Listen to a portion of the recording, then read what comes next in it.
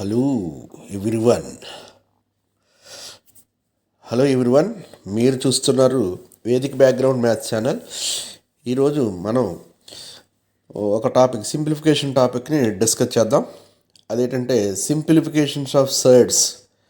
Simplifications of surds అంటే surds గురించి కొంచెం ఐడియా ఉంటే ఈ ప్రాబ్లమ్స్ ఎక్కువ మనకి కాంపిటేటివ్ ఎగ్జామ్స్లో సింప్లిఫికేషన్స్ మీద ఎక్కువ మార్కులకి ఉన్నటువంటి ప్రాబ్లమ్స్ కనిపిస్తూ ఉంటాయి. అందులో ఇవి ఎక్కువగా కనిపిస్తూ ఉంటాయి మన ఎన్ఎంఎంఎస్ లాంటి ఎగ్జామ్స్లో. ఇక్కడ చూస్తే సర్డ్స్ అనగానే square root, cube root, fifth root ఇలాంటివన్నీ కనిపిస్తూ ఉంటాయి. కాబట్టి ఇక్కడ ఇచ్చిన ప్రాబ్లం చూస్తే square root 2 plus square root 2 plus square root 2 plus and so అని కంటిన్యూగా ఇన్ఫైనైట్ వరకు ఉంటుంది. ఇది ప్లస్ ఉంది. ఇలాంటి వాటికి ఆన్సర్ ప్రాసెస్ చేసే కన్నా సింపుల్గా గుర్తుపెట్టుకోవడం చాలా ఈజీ. ఏం చేద్దంటే ఇందులో ఒక ట్రిక్ ఉంది. ఆ ట్రిక్ ఏంటనేది మనం ఇప్పుడు రివీల్ చేస్తాను. దాన్ని మీరు ఒకసారి పరిశీలిస్తే అందరికీ అర్థమవుతుంది. ఇక్కడ ఉన్నటువంటిది రిపీటెడ్గా ఉన్న నెంబర్ ఏంటంటే 2. ఇందులో ఫస్ట్ ప్రాబ్లంలో 2ని మనం 2 ఫ్యాక్టర్స్ కింద మల్టీ చేయగలిగితే, 2 ఫ్యాక్టర్స్ కింద రాయగలిగితే అది ఎలాగా 2 1 = 2 అంటే ఇవి డిఫరెన్స్ వచ్చేటప్పటికి 1 వచ్చేలాగా ఫ్యాక్టర్స్ యొక్క డిఫరెన్స్ 1 ఉండాలి. అంటే ఇంచుమించు పక్కనే ఉన్నటువంటి నెంబర్స్ ఫ్యాక్టర్స్గా వచ్చేటట్టుగా రాయగలిగితే దీని ఆన్సర్ వచ్చి చాలా ఈజీ. ఆ రెండాటిలో పెద్ద నెంబర్ ఏదైతే ఉందో దాన్ని తీసుకోవాలి. ఇక్కడ పెద్దది ఎందుకు తీసుకోవాలి అంటే ఇక్కడ అన్నిటికీ ప్లస్ ఉంది కాబట్టి. అదే మైనస్ ఇచ్చడానికి అన్నిటికీ చిన్న నెంబర్ తీసుకోవాలి. ఈ 2 ఫ్యాక్టర్స్లో పెద్దదా చిన్నదా అనేది గుర్తు డిసైడ్ చేస్తూ ఉంది. ఇక్కడ పెద్దది తీసుకోవాలంటే అన్నిటిలోనూ ప్లస్ గుర్తులు ఉన్నాయి. ఓకే, అంచేత పెద్ద నెంబర్ 2 తీసుకున్నాం. దీని ఆన్సర్ 2 అయింది. మరొక ఎగ్జాంపుల్ అలాంటిది పరిశీలిద్దాం. అలా చేయగలమేమో. ఇక్కడ రూట్ 12 ఉంది అన్నిటిలో రిపీటెడ్గా. 12ని 3 4 = 12 కింద రాయగలుగుతాం. 3కి 4కి డిఫరెన్స్ వచ్చి 1 కదా, అంటే పక్కనే ఉన్నటువంటి నెంబర్స్ ఫ్యాక్టర్స్గా ఉన్నాయి. ఇలాంటి సందర్భంలో మన ఆన్సర్ వచ్చి ఇక్కడ పెద్ద నెంబర్ ఏదైతే అదే అవుతుంది. అంటే 3 4 = 12 కాబట్టి ఇందులో పెద్ద నెంబర్ ఏది 4 అవుతుంది. అర్థమైందా? అంచేత ప్లస్లు ఉన్నాయి కాబట్టి. అలాగే ఇంకొక ఎగ్జాంపుల్ ప్రాబ్లం చూద్దాం. ఇక్కడ రిపీటెడ్గా ఉండే నెంబర్ ఏంటంటే 42 అంటే మనకి పక్కనే ఉండే 2 నెంబర్స్ని ఫ్యాక్టర్స్గా రాయగలము. చూడాలి.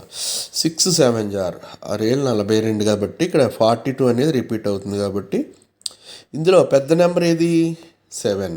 So answer is 7. ఎందుకంటే అన్ని ప్లస్లు కాబట్టి. ఇప్పుడు మోడల్ 2కి వచ్చేటప్పటికి సేమ్ ఇలాంటిదే కానీ అన్ని మైనస్లు ఉన్నటువంటి సందర్భం. అప్పుడు ఇందులో ఫస్ట్ ప్రాబ్లంలో చూస్తే √6 and so on infinite times repeat అవుతుంది.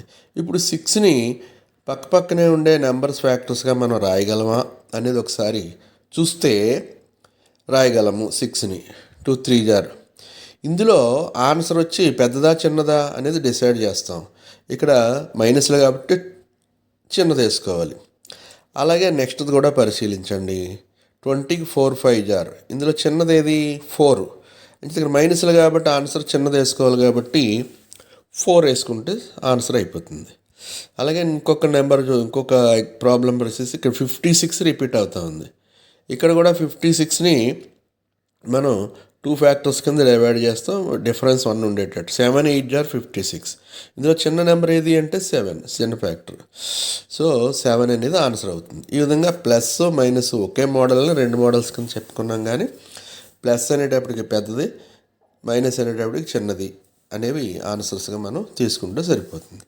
అంటే మోడల్ 1లో ప్లస్లు, మోడల్ 2లో మైనస్లు, మోడల్ 3కి వచ్చేటప్పటికి వీటి మధ్య ఇంటూ ఉన్నట్టుగా మనం భావిస్తే ఆన్సర్ డైరెక్ట్గా వేసుకోవచ్చు. ఇక్కడ √3 అలాగా ఇన్ఫైనైట్ టైమ్స్ ఇచ్చినప్పుడు దీని ఆన్సర్ అక్కడ 3 ఆన్సర్ వస్తుంది. ఆ రిపీట్ అయ్యే నెంబర్ ఏదైతే ఉందో అదే ఆన్సర్ వస్తుంది. అలాగే నెక్స్ట్ ప్రాబ్లం కూడా పరిశీలిస్తే 7 ఉన్నాయి అంటే ఆన్సర్ 7. నెక్స్ట్ దాంట్లో 13 ఉంది, 13 ఆన్సర్. ఇంటూలు ఉన్నప్పుడు ఇన్ఫైనైట్ టర్మ్స్ ఉన్నప్పుడు. ఇంక మోడల్ 4 వచ్చేటప్పటికి సేమ్ 3లో ఉన్నటువంటి మోడలే, కానీ అక్కడ ఇన్ఫైనైట్ టర్మ్స్ ఉన్నటువంటిది మోడల్ 3. ఇక్కడ ఇన్ఫైనైట్ టర్మ్స్ ఉండట్లేదు, ఓన్లీ 2 3 4 అనేది అక్కడతో ఆగిపోతూ ఉంది. ఇక్కడ 3 టర్మ్స్ మనకి రిపీట్ అవుతూ ఉన్నాయి. సో ఇలాంటి సందర్భంలో మనం చేయాల్సింది ఏంటంటే 5 అనేది రిపీట్ అవుతుంది కాబట్టి 5 అనేది బేస్ నెంబర్గా వేసుకుని, ఇక్కడ పవర్లో స్క్వేర్ రూట్ ఉంది కాబట్టి 2 వేసుకోవాలి, అదే క్యూబ్ రూట్ ఉంటే 3 వేసుకోవాలి. దానికి పవర్గా ఎన్నిసార్లు ఇందులో ఉన్న 5 వచ్చింది, 3 టైమ్స్ వచ్చింది అంచేత 2 పవర్ 3 వేసుకోవాలి. అదే 4 టైమ్స్ వస్తే 2 పవర్ 4 వేయాలి. కింద 2 క్యూబ్ వేసాం, పైన అక్కడి నుంచి డిసెండింగ్ ఆర్డర్ అంటే 2 క్యూబ్ తర్వాత 2 స్క్వేర్ ప్లస్ 2 పవర్ 1 అనేది దాని ముందుది, ఇది డిసెండింగ్ ఆర్డర్. తర్వాత 2 పవర్ 0 అనేది నెక్స్ట్ డిసెండింగ్ ఆర్డర్లో రాయాల్సింది, 2 పవర్ 0. అప్పుడు ఆన్సర్ ఏమవుతుందండి, 5 టు ది పవర్ మనకు వచ్చి 5 టు ది పవర్ పైన ఫ్రాక్షన్ కనిపిస్తుంది. 2 క్యూబ్ అంటే 8, పై అన్నీ కలిపి చూడండి ఒకసారి. 2 పవర్ 0 అంటే 1 ప్లస్ 2 పవర్ 1 అంటే 2 ప్లస్ 2 స్క్వేర్ అంటే 4. సో 5 వచ్చి 5 టు ది పవర్ 7/8.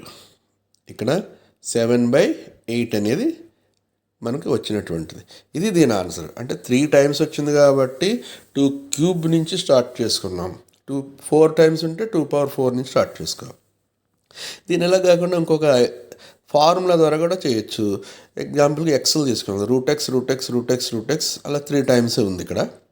దీనికి ఆన్సర్ వచ్చి X to the power square root కాబట్టి 2 పవర్ ఎన్ రాసుకుందాం. ఎన్ టైమ్స్ అంటే ఎన్ని టైమ్స్ అయితే మనకి ఇక్కడ రిపీట్ అవుతుంది. 2 పవర్ ఎన్ కింద రాయాలి, పైన 2 పవర్ n -1 రాయాలి. ఈ విధంగా ఈ ఫార్ములా ద్వారా కూడా గుర్తుపెట్టుకోవచ్చు దీని ఆన్సర్ని. ఇలాగా 4 ఉన్నాయనుకోండి 5లు, ఇక్కడ మనకు 2 పవర్ 4 వేసుకోవాల్సిన అవసరం ఉంటుంది. అక్కడ ఉన్నటువంటి ఎన్నిసార్లు రిపీట్ అవుతుందో అది ఎన్నగా మనం భావించి ఈ ఆన్సర్ని సింప్లిఫైగా గుర్తుపెట్టుకోవచ్చు. ఈ కాన్సెప్ట్ మీకు కాంపిటేటివ్ ఎగ్జామ్స్లో బాగా ఉపయోగపడుతుంది. ఈ కాన్సెప్ట్ మీకు నచ్చినట్టయితే ఖచ్చితంగా సబ్స్క్రైబ్ చేసి, షేర్ చేసి 10 మందికి